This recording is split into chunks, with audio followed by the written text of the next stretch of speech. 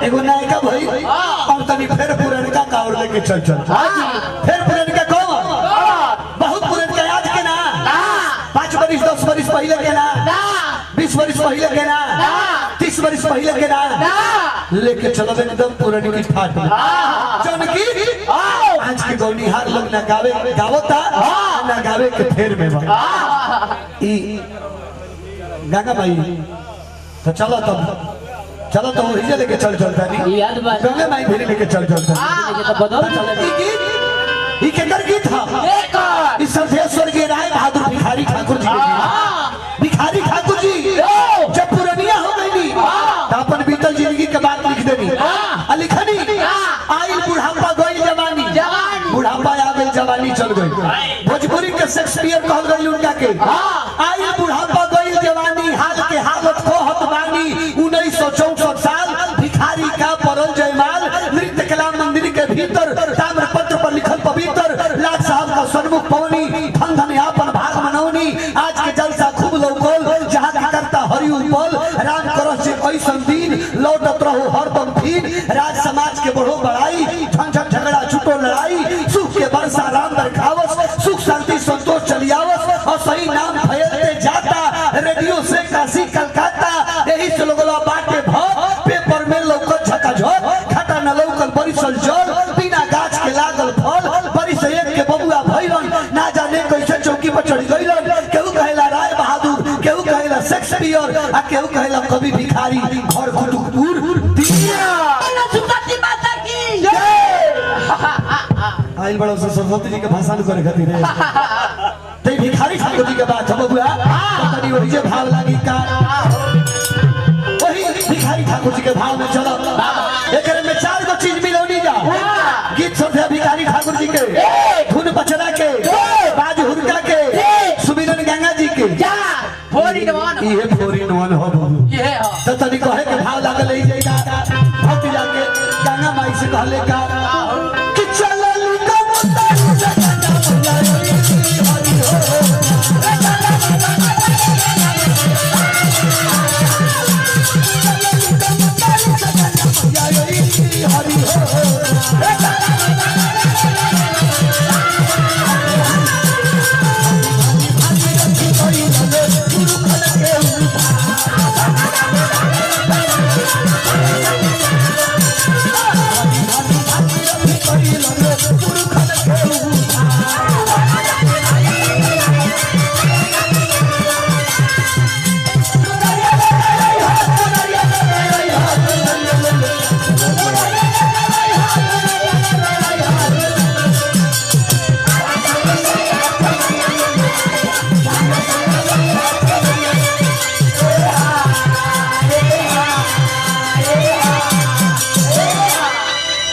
ना कहे कि मास्टर धुन कौन बजौले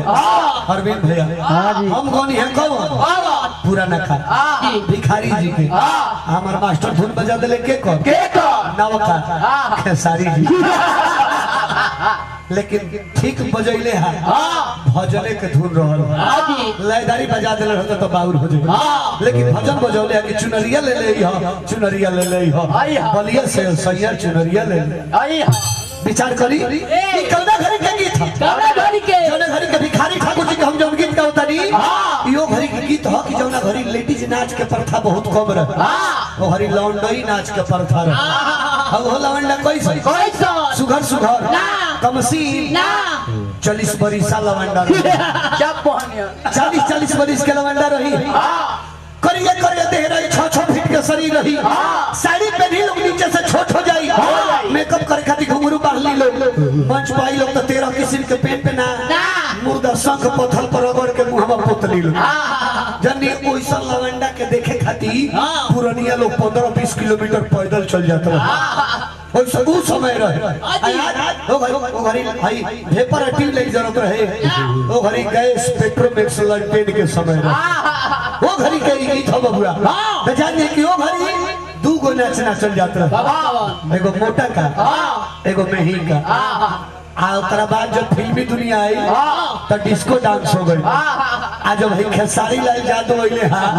तो जे भी भैया हाचा हाचावा नाच यही में हाथ हाचवा नाच कवर ले तो यही में हाथ हाचवा नाच कैसे लागल कैसे तनी मास्टर धुन देखाओ के राजा कोने के लाइन काट दे बड़ो काट दी हो काटना तो फालतू हलो कोने के लाइन काट दी हो बिगाड़े खातिर लोग कोनो उपाय उठा ना धरे हां हां सोने के लाइन काट दी हो अब तनी ये धुन बजाओ आ यही पे हाथ हाचवा नाच कैसे शुरू भइल तनी ध्यान दे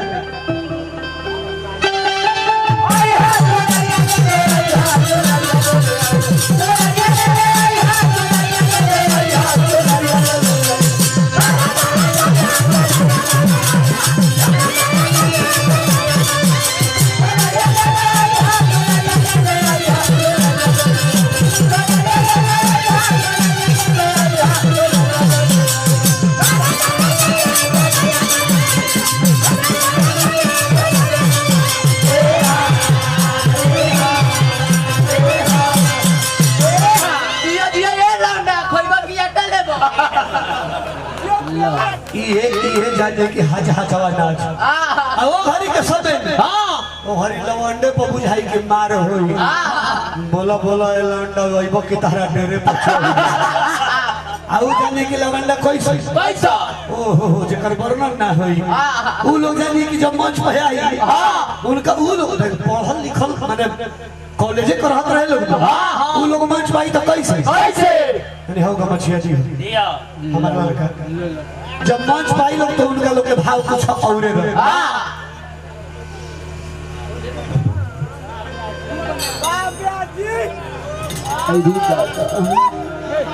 जिया जिया ये मैडम अरे मैडम लोग का धनी ठीक से देखी मैडम चिन्हे में थोड़ा भूल होता मंच पे आई लोग तो पहले सजीदा के जाके प्रणाम करी जाके सजीदा लोग के प्रणाम जिया जिया जिया जिया जिया और भाती बाबा अरे मर्द देख लग कौन हरे उमा शंकर भैया उमा शंकर के मुंह बंद माइक तीन गो लगा मुंह जन्नी मंच पाई तो सुमिरन कैसे करी कैसे पढ़ल लिखल तो हाई क्वालिटी के रहत रहे शिक्षा तो उच्च स्तर के मिलत रहे नु आउते आउते गोहराई नु का कहिल ए जी सूर सती ने सूर दिया अगुरु ने दीन हजान हाय हाय हाय हम मातु पिता ने हरि जन्म होई हो तो कर्म लिखे तीन हाला जब चौकी पर फानी लो कैसे समय हंसता नहीं तो जो लोग हंसे लगे लेकिन एक आदमी के मुंह पर हंसी ना रही के करा जेकर स्टेजवा में चौकिया लागल बस से करा जानी वो देखी है कि 80 किलो 85 किलो का लवंडा होई आ तीन हाली हुमच देले बा एक आध हाली गलतियों से हुमच दी तो हमार चौकी का पौवा दांत छियारी जानी तो उनका मुंह हंसी ना रही तब देखी तो वही मोटका में ही का कैसा लगाई दो हाँ कैसे भिखारी ठाकुर जी लिखा था निका कि नीचे बारी खोल लगाना भैया ऊपर मोहे हो नीचे बारी खोल लगाना भैया ऊपर मोहे हो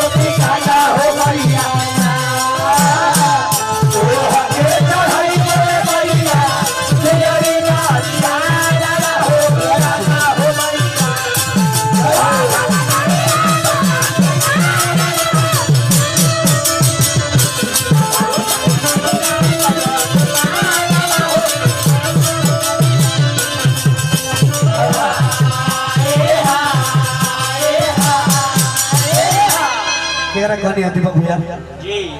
हमरा देवेंद्र प्रधान जी आवाज सुनो तो तो मंच पर चलिए रख के माला पहना के हम सम्मान करो हमरा दीपक भैया हमरा